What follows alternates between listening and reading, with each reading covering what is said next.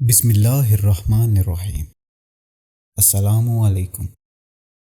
ناظرین، آپ دیکھ رہے ہیں الحق وائس۔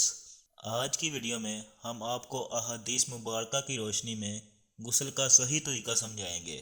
خود بھی پاک صاف رہیں اور اپنے قریبی لوگوں کو بھی پاک رہنے کا طریقہ سمجھائیں۔ صدقہ جاریہ سمجھتے ہوئے اس ویڈیو کو شیئر ضرور کیجیے گا۔ سب سے پہلے دونوں ہاتھوں کو اچھی طرح سے دھویا جائے، پھر بائیں ہاتھ سے اپنی شرمگاہ کو اچھی طرح سے دھوئیں۔ بعد میں ہاتھ پاک مٹی یا صابن وغیرہ سے صاف کریں۔ پھر نماز کی طرح کا وضو کرنا چاہیے اور پاؤں غسل سے فارغ ہو کر بعد میں دھونے چاہیے۔ وضو کرنے کے بعد اپنے سر کے بالوں میں خلال کریں۔ وہ اس طرح کے ہاتھوں کی انگلیاں تر کر لیں۔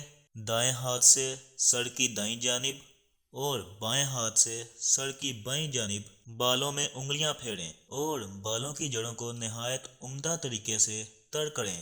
اس کے بعد پھر 3 چلو پانی بھر کر سر پر ڈالیں، پھر سارے جسم پر پانی بہائیں۔ آخر میں پاؤں دھوئیں۔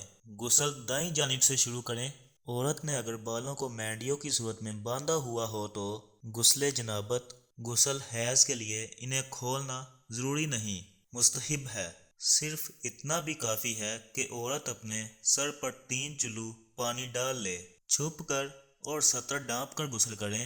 ٹھہرے ہوئے حوض یا پانی وغیرہ میں غسل جنابت نہیں کرنا چاہیے۔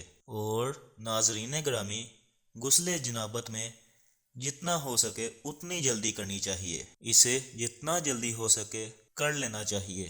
ہماری آج کی ویڈیو کا اختتام ہوا۔